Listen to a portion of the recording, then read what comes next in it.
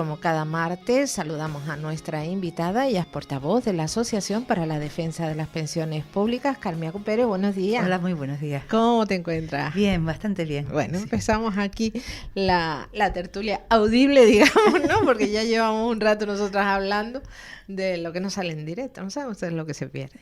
Bueno, Carmia, con la actualidad, hoy se cumplen 3 semanas del paso de esa dana. Bueno, iba a decir dana trágica. Trágicas fueron las consecuencias de la dana, no la lluvia en sí, sino las consecuencias. 3 semanas después, y yo por lo menos no salgo de mi asombro cada vez que oigo hablar al presidente de la Comunidad Valenciana, Carlos Mazón. Pues nos tenemos que ir acostumbrando porque parece que no quiere dimitir, ¿no? Y por lo tanto nos espera pues más contradicciones, más declaraciones que no se entienden. Y dejando eso a un lado, a mí me preocupa muchísimo la deriva que está tomando en lo que es la llamada reconstrucción. A mí esto de las reconstrucciones me ponen un poquito erizada, Vamos, ¿no? que a él le ha venido como agua de mayo todo esto en cuanto a dinero, a dinero y a derivaciones. Sí, porque yo no sé si me pierdo, es tanta la información que a veces pierdes el hilo, ¿no? Pero no sé qué es lo que me estoy perdiendo, pero escucho miles de millones que va a estar ya el Estado aportando, pero no escucho lo que va a aportar la comunidad autónoma. No sé lo que va a aportar la comunidad autónoma. De momento no se ha oído nada. Sí, porque aquí parece que se exige todo al gobierno central, pero el gobierno central no tiene nada. El gobierno central pone los fondos que son de toda la población y por lo tanto es dinero de todos, ¿no? Y ese dinero de todos es el que se está invirtiendo ahora en estas ayudas, ¿no? Que son miles de millones, contando con que son las ayudas primeras, ¿no? Ya va por unos 14.000 millones. Sí, que son las primeras, digamos, que después entrarán todo lo que significa la cuestión más pública, no la cuestión de reconstrucción de determinadas zonas. Pero en esto de la reconstrucción a mí me preocupa que no se tenga el tiempo suficiente para meditar y para reflexionar y para actuar en el sentido en el que se termine de reflexionar en qué va a significar la reconstrucción. ¿Qué estamos hablando? ¿De seguir en el mismo lugar? ¿Un sitio que ya sabemos que se va a volver otra vez a inundar? ¿O hay que repensarse las cosas y plantear, y las propias personas, que yo entiendo que ahora están como muy apuradas porque se han quedado sin nada, ¿no? Pero si no, habría que plantearse que hay que ir cambiando de lugar a toda esa población que sabemos y que es clarísimo que se van de nuevo a tener problemas. Y además, como nos están diciendo, ya no a largo plazo, sino a corto o medio plazo, ¿no? Entonces, todo ese dinero que se va a gastar en reconstruir, yo no estoy hablando de los dineros directos que le tiene que llegar a la gente ahora para subsistir, ¿no? Sino de esa reconstrucción. Me preocupa mucho que sea un negocio para unos pocos en reconstruir algo que en 10, 15 años o incluso menos se pueda volver otra vez a destrozar, ¿no?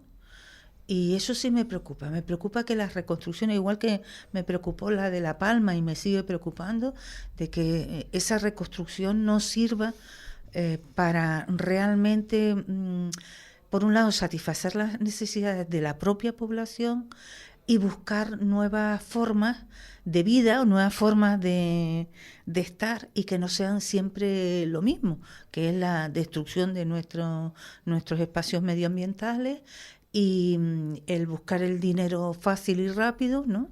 Como es con el turismo, y no se consiga desarrollar otros sistemas de vida en una isla tan bonita como la de La Palma y que con esta reconstrucción que se ha hecho, mucha parte se ha destruido, ¿no? Incluso estas coladas que podían ser aprovechadas, ¿no? En otro sentido, pues las han destruido otra vez más, ¿no? Entonces, Cuando hablamos de Valencia, en donde estamos hablando de un lugar donde hay mucha población, estamos hablando de no solo de reconstruir las vidas de la gente, que hay que reconstruirlas efectivamente, pero a lo mejor no hay que reconstruirlas en el mismo lugar, ¿no? Hombre, teniendo en cuenta que el cauce del barranco ese desbordado creó otro cauce y arrasó con la zona, habría que plantearse sacar a la gente de ahí, ¿no? Y esta mañana me he quedado un poco pues con los ojos también así bastante abiertos cuando he escuchado pues a quien han nombrado es militar, ¿no? Para la reconstrucción, porque hablan un tono como... Bueno, primero diciendo que esto había que sacarlo fuera de la política.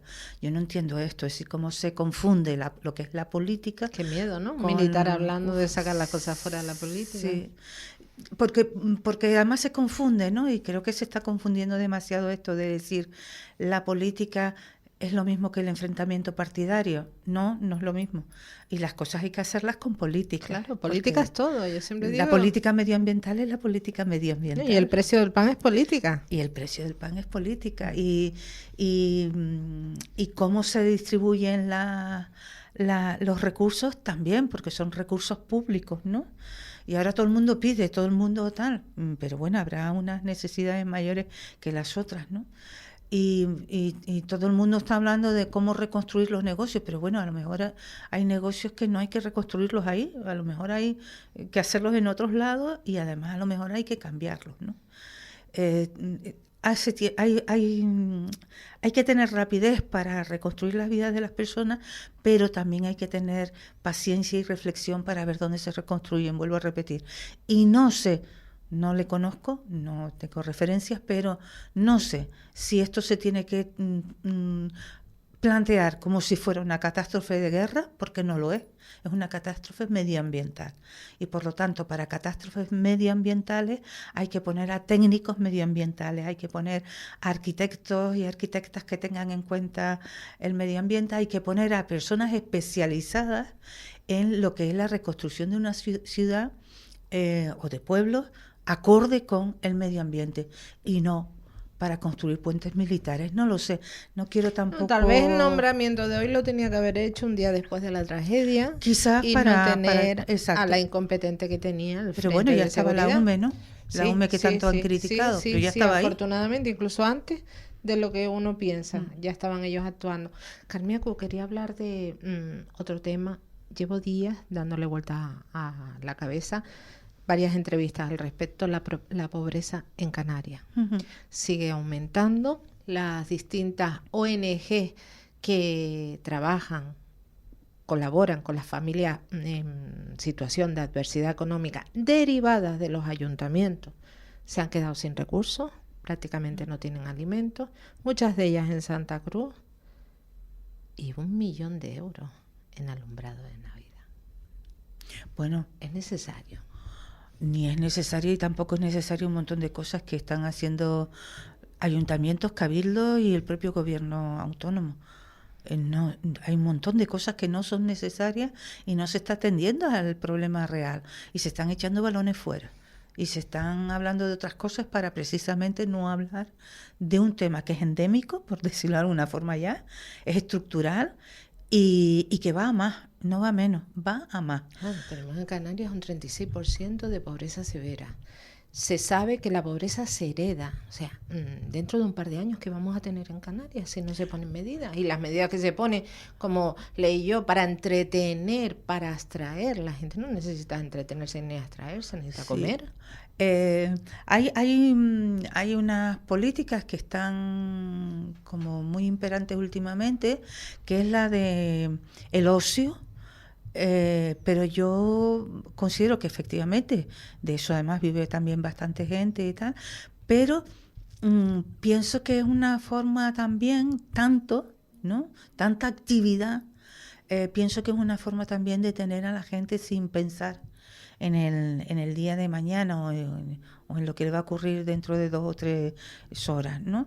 Y en ese sentido una forma de ocultar los problemas reales que tiene Canarias.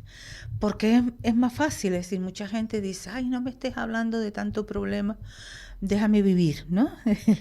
Y bueno, pues esto es una fórmula, ¿no? Y los ayuntamientos en su mayoría han entrado en esa dinámica, ¿no?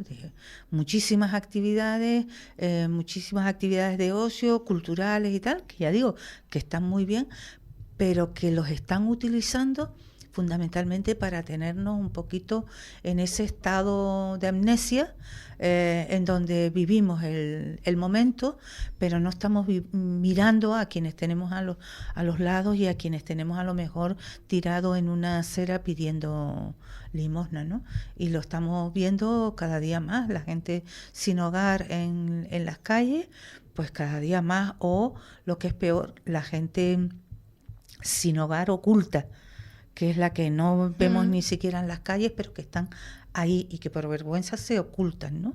Y a cada 2 por 3 pues nos estamos encontrando con personas fallecidas que no se sabe por qué han fallecido, pero que en un barranco, debajo de un puente o en una cueva, o ¿no? A cada 2 por 3. Esos son los reflejos de lo que está ocurriendo en los márgenes más extremos, ¿no? Pero después hay toda una cantidad, y ahí se puede ver hasta en los propios colegios, ¿no? Como el deterioro de muchas familias se refleja en la vida de los niños, ¿no? Y las niñas, y que son el futuro de Canarias, ¿no?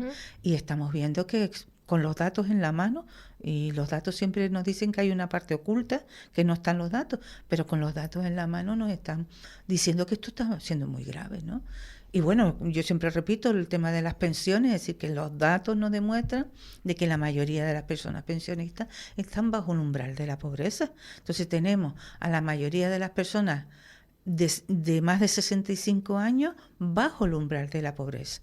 Y si le añadimos todas las personas con discapacidades, pues también que reciben una pensión, que quizás a lo mejor viven en casas con su familia, pero que cuando empiezan a ser mayores, sus familias desaparecen y por lo tanto se quedan solas con unas pensiones miserables y con unas necesidades, tanto personas mayores como con discapacidad, con unas necesidades mayores que no pueden ser atendidas, ¿no? Y así se nos está reduciendo también la edad de vida. Uh-huh. Y yo me pregunto, digo, yo no sé si cuando sus señorías entran en el Parlamento pisan una alfombra que les da amnesia de lo que han visto durante la campaña electoral, todas las calles que han visitado, todas las promesas hechas. Te pregunto esto a colación de lo que dicen, ¿no?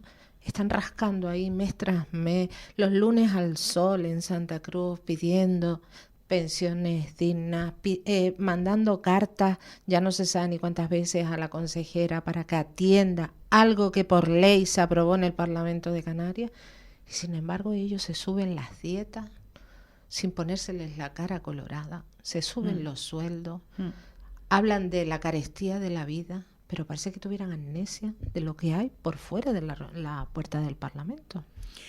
Sí, porque creo que a los que realmente hacen política los callan, o bien ignorándolos. Yo no sé mucho porque tampoco he estado en los ambientes estos, digamos, de las instituciones, ¿no?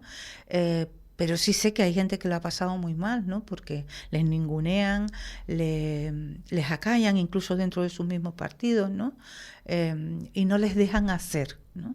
Entonces estamos teniendo a verdaderas personas que sí son políticas y políticos que merecerían la pena, pero que son ninguneados. ¿Por qué? Pues que posiblemente haya mucho poder económico y muchos intereses por detrás que compran a unos cuantos, y que al final esos cuantos son los que mandan y los que acallan a los que realmente quieren hacer política. Yo no quiero meter en el mismo saco a todo el mundo, ni poner como que la política es mala, ni nada de eso, porque no lo es. Yo siempre digo que realmente las políticas es lo que nos salvan, ¿no? Al final, pero hay buenas políticas y malas políticas, ¿no? Y ahí es donde tenemos que diferenciar. Y lo que tenemos que quizás es plantearle a toda esta gente unos mecanismos de participación de la gente que no sean exclusivamente la de meter un voto, para ver si de esa forma no se despistan y no se van por otros derroteros, sino que plantean el camino adecuado para lo que han sido nombrados, que es, en teoría, servir a su pueblo, ¿no? Y servir a su pueblo es servir a su pueblo, no a intereses particulares o a lo que a los que les compran, ¿no? Por decirlo de alguna forma. Las élites. A las élites, ¿no? Por decirlo de algo. Y creo que aquí tenemos que hacer un cambio de modelos, ¿no? Incluida la propia población, ¿no? Porque a la propia población está como muy protestando en los bares y en nuestras casas y a través de los móviles, pero no nos organizamos. Y yo creo que hay que organizarse. Y bajo organizarse de miles de formas, buscar una mayor participación en lo que son las políticas y de esa forma presionar.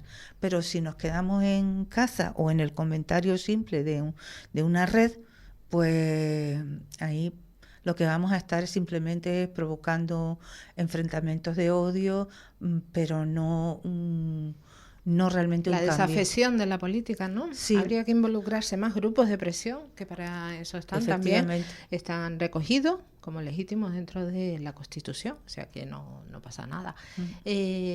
Otro tema, las pensiones, los presupuestos, sí, la inflación. ¿Se sabe ya más o menos cuánto subiría? Pues yo por aquí tengo un dato que se publicaba ayer, que podría estar en torno al 3,2%. Sí, porque además terminamos ahora con un 1,8, me parece, este último mes. 1,8. Pero cuidado, el general, mientras que el de la alimentación está por arriba. Es decir, siempre hay trampa con esto de la inflación, de recoger el valor que va a subir, porque no es real. Ahí es donde nosotros decimos queremos la subida con el IPC real, y por eso seguimos insistiendo, ¿no?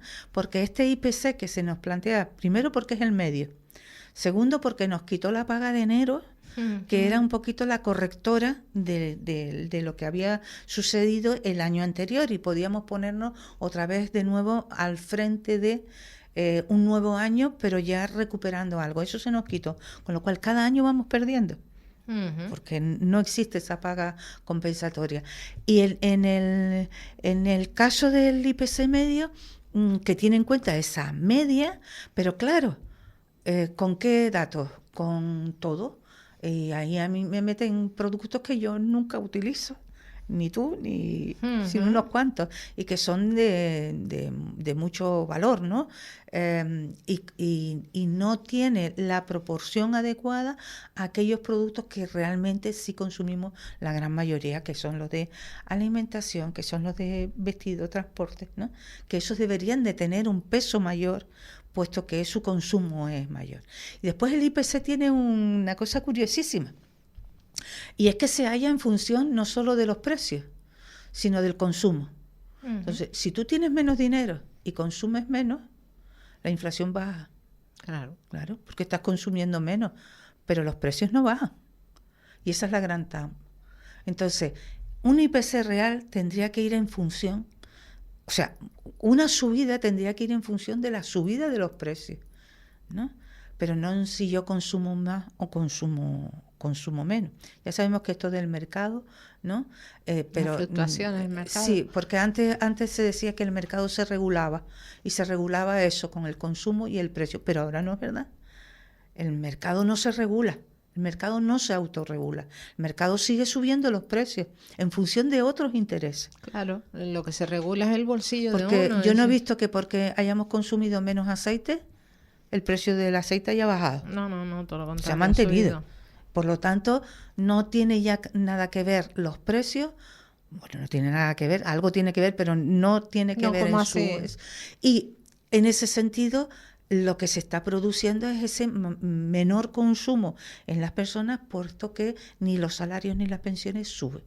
Y sí que a mí me está preocupando un poquito el que no se diga claramente si van a cumplir o no van a cumplir el acuerdo de la subida, ¿no?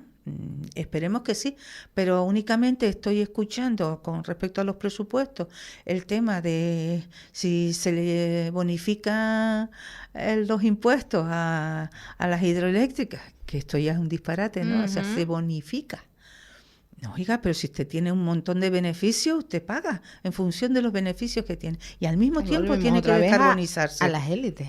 Otra vez a las élites. Otra vez estamos subvencionando a las grandes élites que tienen unos beneficios increíbles, increíbles. Las petroleras, las hidroeléctricas, la banca. No, hay que mantener eso. Y más con una dana que hemos tenido ahora en Valencia. Pues hay que reconstruir, ¿no? Y ya podrían dejarse caer la banca, por ejemplo, la que en se le va a quitar el impuesto. Por ejemplo, en condonar las deudas de todos los autónomos que han perdido su negocio y que tenían deuda con la banca. ¿Ya les podrían condonar? ¿Por qué no les condonan? ¿Por qué no colaboran en la reconstrucción de una dana? ¿Por qué no colaboran en la reconstrucción de un país? Nunca lo hacen, pero siempre quieren bonificaciones para ellos, cuando las riquezas no hacen sino aumentarle, ¿no? Y son esas élites las que cada día están con unos grandes beneficios, empobreciendo al mismo tiempo, porque esos beneficios los sacan del conjunto de la población. Y esos beneficios que sacas es que se los estás quitando y por lo tanto tienes menos poder de ahorro o ninguno, más deudas y encima favoreciendo negocios determinados como pueden ser los armamentísticos, que se está denunciando de determinadas bancas, por ejemplo, porque están comprando, participando en desarrollo armamentístico para matar a pueblos como Gaza, ¿no? Es el gran negocio. Entonces, pues ¿cómo que hay que quitarle y bonificarle? No, quitarle y bonificarle a aquellos que no tienen. A los de la dana, por ejemplo. Por ejemplo. Carmiaco, que llegamos al final, que tengo un montón de temas que los hablamos el martes próximo. Una cosita, no sé si 10 segundos, se suspendió la concentración el viernes pasado por la lluvia, ¿se volverá a hacer? La vamos a reproducir un poquito el 25N, que habrá manifestación desde la Plaza Weiler a las 7, y esta la intentaremos hacer, tenemos que ver cómo va el tiempo, y la intentaremos hacer, eso sí, antes de que finalice el año, seguro que la haremos en la Laguna. Pues ya lo hablamos. Carmiaco, mil gracias por estar aquí. Muchas gracias a ti. La mañana de la 10 con Tere Coello. Capital Radio.